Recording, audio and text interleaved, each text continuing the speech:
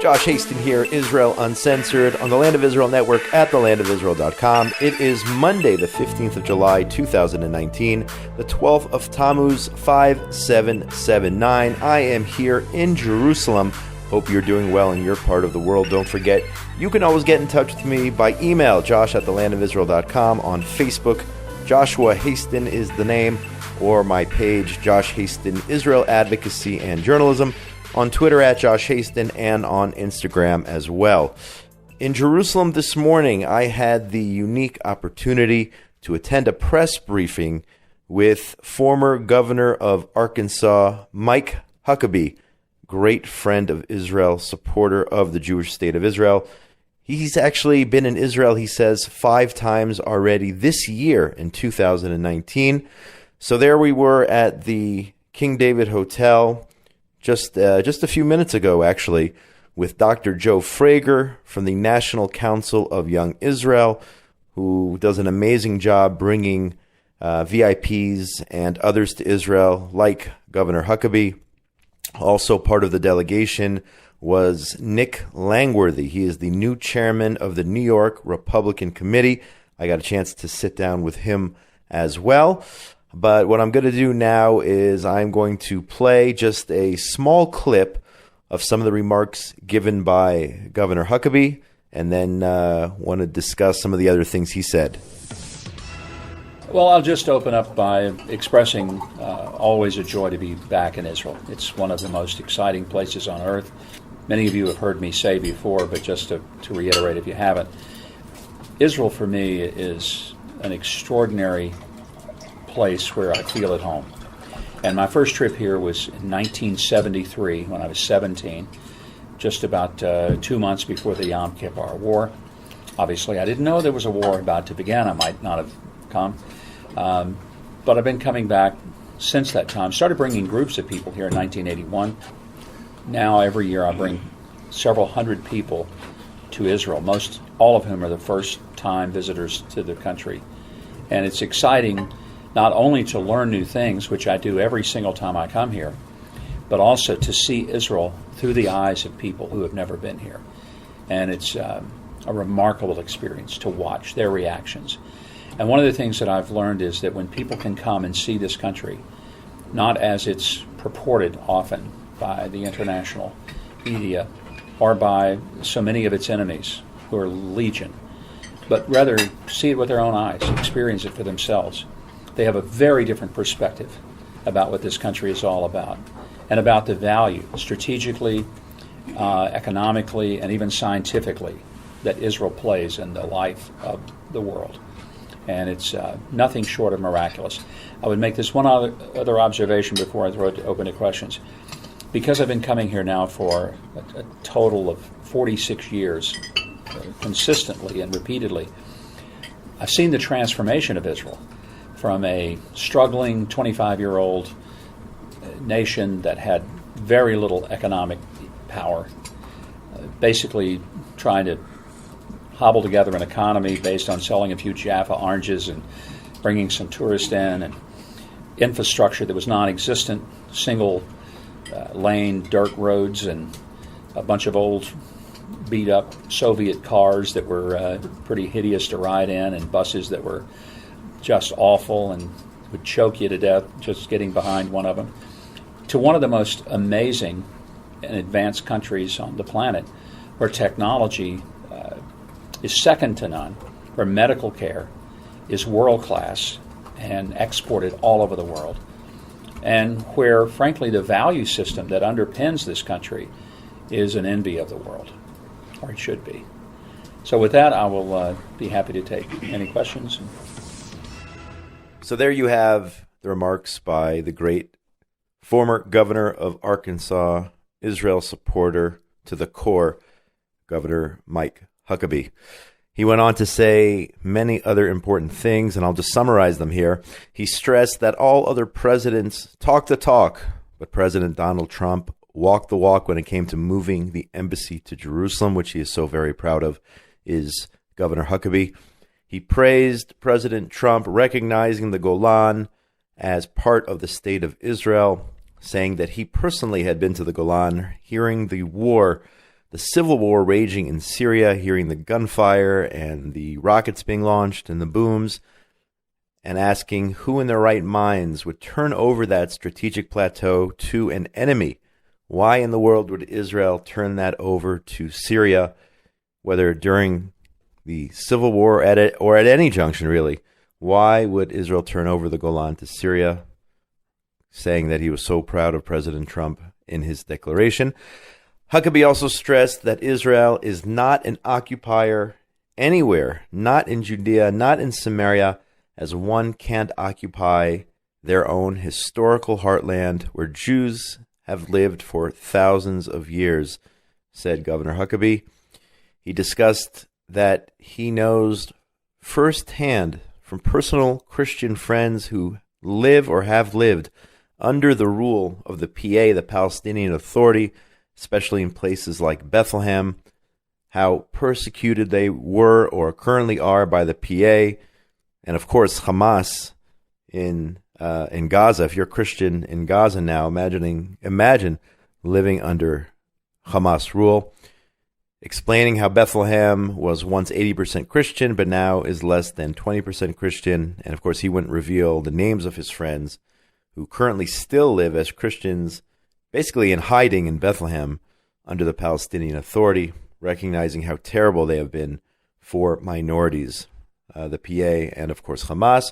In regard to Israeli sovereignty in Judea and Samaria, Huckabee said he had discussed the issue with the president. He discussed it one-on-one with President Trump, but Huckabee said he was not authorized to reveal what Trump told him in confidence in regard to what the president may or may not do in terms of recognizing Israeli sovereignty over Judea and Samaria. I mean, and firstly, this is me talking here. I mean, first Israel has to recognize its sovereignty, its legal sovereignty over Judea and Samaria.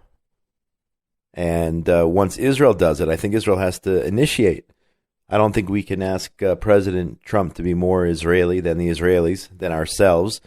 So first, Israel should recognize its sovereignty over all of the state of Israel, including Judea and Samaria. And then hopefully President Trump will follow. I think that makes sense. But Governor Huckabee would not break his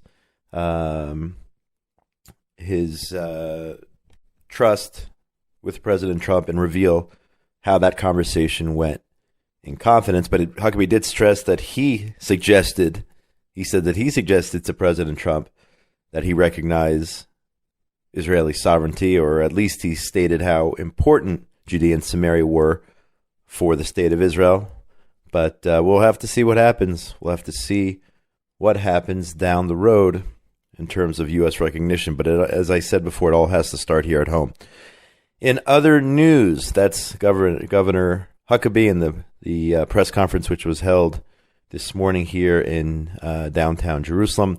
In other news out of Israel, Israeli security forces foiled a stabbing attack this morning, according to a statement by the IDF spokesperson's office.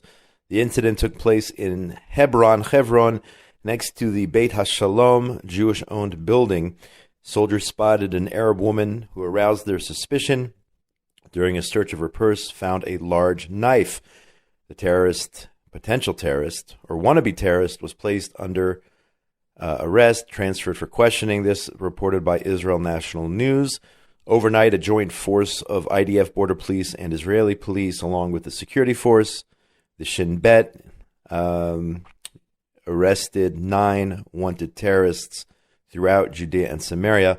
Let's remember that this happens on a nightly basis, that while we're comfortable sleeping in our beds in Israel, our security forces are out arresting the bad guys. And this only could be made possible thanks to the 2002 Operation Defensive Shield, where the IDF went into all the terror hubs in places like Jenin and Shechem and Ramallah and other cities under the Palestinian Authority, essentially paving the way for the IDF to go into these areas whenever they saw or see fit. So thank God that this happens on a nightly basis, keeping us safe 24/7, 365, the brave IDF, men and women of our security forces. In other news, you have, and this is very sad to me because actress Alyssa Milano, I used to have a huge crush on her. If you remember the show in the 80s, Who's the Boss? She and I are almost the same age. So I had a big crush on Alyssa Milano, but now here that she's in her 40s revealing her true colors, Milano drew criticism over the weekend reported by Israel National News after she compared Vice President Mike Pence to one of the primary architects of the Holocaust. On Saturday, the 46-year-old actress tweeted an image juxtaposing a recent photo of Pence during a visit to a detention center for illegal immigrants in Texas. She juxtaposed that image with a photograph of Heinrich Himmler, the chief of the Nazi SS, architect of the Holocaust, as Himmler, visited a prisoner camp holding Allied soldiers. So she juxtaposed, did Alyssa Milano, those two images. Again, another one of these insane radicals who are making a comparison between what's going on the border with illegal immigrants and the Holocaust. And we've seen this from other Jewish groups as well. But I don't know if it's gotten this bad to the point where images are being juxtaposed of Pence, comparing him to the top SS Nazi. Obviously, no comparison there. And those who actually survived the Holocaust and are alive today should definitely see this as an affront. I certainly do, as a child of Holocaust survivors. Disgusting, Alyssa Milano, to make that comparison, to make that suggestion. But now we're seeing this all far too often here, comparing the Holocaust to what's going on the southern border. If you have a problem with what's going on the southern border, you want to create change, you actually care about these people. Number one, it's interesting how you care about illegal immigrants to the U.S. before you care about actual U.S. citizens, for those living in the U.S. in many neighborhoods throughout the country who are struggling to make ends meet and are living in poverty. I'm curious why Alyssa Milano and the rest aren't out on the streets in certain neighborhoods trying to help these people. This is obviously politically motivated, and this is just another attempt to delegitimize the Trump administration. That's obvious. But if you really care about these people, fine, which I don't believe Alyssa Milano and the rest do, but in no way, shape, or form should this be compared to the Shoah, the Holocaust. Switching gears here, the Jerusalem Post this morning reports that Prime Minister Netanyahu on Sunday during the cabinet meeting said that Israel will inflict a crushing military blow on Hezbollah and Lebanon if Hezbollah dares to strike Israel. The Prime Minister's comments came after Hezbollah's leader Hassan Nasrallah gave an interview on Friday on Hezbollah's Al-Manar TV to mark the 13th anniversary of the Second Lebanon War. Nasrallah said that any war will be bigger than the 2006 war with Israel, and it will put Israel on the brink of extinction. That is President Nasrallah of Hezbollah. Netanyahu called Nasrallah's comments boastful words, asserted if Hezbollah dared to do something foolish and attack Israel, we would impose a crushing military blow on it and on Lebanon. Of course, the J-Post reminds us that Netanyahu's comments yesterday came just 5 days after he also responded to a threat by Iran, saying that it would eliminate Israel in 30 minutes if the U.S. attacked Islamic Republic. Interesting. Israel, of course, always the scapegoat. Remember the Gulf War? The U.S. goes to war against Iraq in Kuwait, and what does Iraq do in response? Launches 39 Scud rockets, missiles at Israel. And here, Iran doesn't threaten the U.S. in case the U.S. would attack Iran. Iran says we will wipe Israel out in 30 minutes if the U.S. attacks Iran. Makes complete sense, right? Nevertheless, Netanyahu responded against the Iranian threats and now responding against the threats by an Iranian offshoot, let's not forget, Hezbollah, the Hezbollah terror organization up there in Lebanon. Turning back to the U.S., President Donald Trump on a Twitter rampage yet again. Last night, Sunday night, doubling down on comments he made earlier, assailing a group of Democratic Congresswomen as foreign-born troublemakers. That's what he said originally. Then last night saying it was sad to see the Democrats sticking up for people who speak so badly of our country, the U.S., of course, and who in addition hate Israel with a true and unbridled passion. So President Trump there taking on, not referring to them by name, but possibly Alexandria Ocasio-Cortez, the Congresswoman, of course, and Ileana Omar, and Rashida Tlaib of Michigan, taking on those three for their anti-American stances, and now throwing Israel into it as well, saying that they hate Israel with a true unbridled passion. You can go on to Twitter to follow the full Twitter wars taking place there. Of course, Trump condemned by many in the Democratic Party. Yet those Democrats, what have they done to stand up to these three radical congresswomen who seem to be taking over the Democratic Party, or at least they're getting the attention of the world through the media? Perhaps they're not as influential as we think. Maybe that's the case, but they're definitely getting the attention of the media, and it seems that the Democratic Party is becoming more and more radicalized, like these three freshman congresswomen who time and time again show just how they hate Israel, how anti-Semitic they are, and how they really don't have American interests in mind, in my opinion. One other story here, reported by Times of Israel, relating to Israel, but the U.S., the upcoming U.S. elections, Democratic presidential frontrunner, former Vice President Joe Biden, telling the insane, in my opinion, group, if not now, I call them anti-Zionists, who have never said that they recognize a Jewish state of Israel. They claim that they're pro-peace and whatnot, but yet, for those who consider them a pro-Israel organization, ask them to recognize any inch of this land, any inch of Israel, to be part of a Jewish state. They will not do so. Instead, they spend their time saying the mourner's prayer, the Kaddish, for Hamas terrorists. Yet Biden telling this group, if not now, that, quote, the occupation is a real problem, calling for a two-state solution, pointing the finger also, let's be fair, at Palestinian leadership for inciting violence and rejecting Israeli offers of peace. Biden also said, I think the settlements are unnecessary, adding that the only answer is a two-state solution. Number one. Number two, the Palestinians have to step up too, be prepared to stop the hate that they have caused. So it's a two-way street. So let me just clarify something here. Okay, he wants to seem to be even-handed in his criticism for communities in Judea and Samaria and for hate coming out of the Palestinian Authority, right? But what is he really comparing here? He's really comparing nursery schools and kindergartens, which are attended by Jewish children, and homes, which are owned by Jews in Judea, which sounds like a crazy concept, right? Jews owning homes in Judea.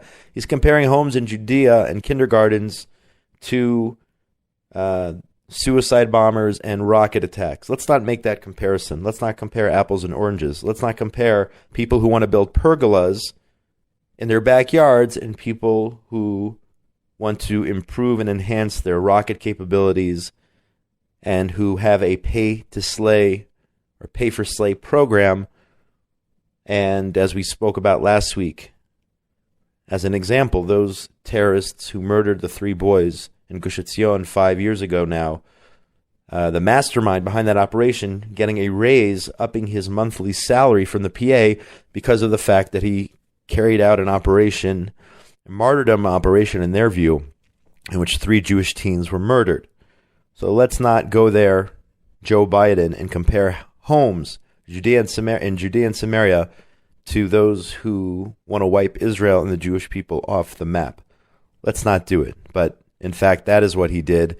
Of course, if not now, egging him on to make comments like this, because they are a radical, anti-Israel, anti-Zionist, insane organization that has nothing pro-Israel about them, and should be taken to task time and time again. Go check them out on Twitter and see the madness that comes out of their Twitter feed, and how they are just doing and saying everything opposite of what would benefit Israel. What's good for Israel, they're saying the exact opposite. So don't anybody think that they are in any way, shape, or form a pro-Israel organization. Finally, some sports news. Omri Caspi will again suit up for Maccabi Tel Aviv after his tenure in the NBA. Remember, Omri Caspi, if I'm not mistaken, the first Israeli to play in the NBA. He was in the league for 10 years, played for a bunch of different teams. He actually was injured, but did win a ring, or was given a ring at least, when the Golden State Warriors won the championship a few years ago. Omri Caspi returning to Maccabi Tel Aviv, and that could only be a good thing for the blue and yellow. I mean, they won the Israeli championship this year, so I don't know how much more help they need.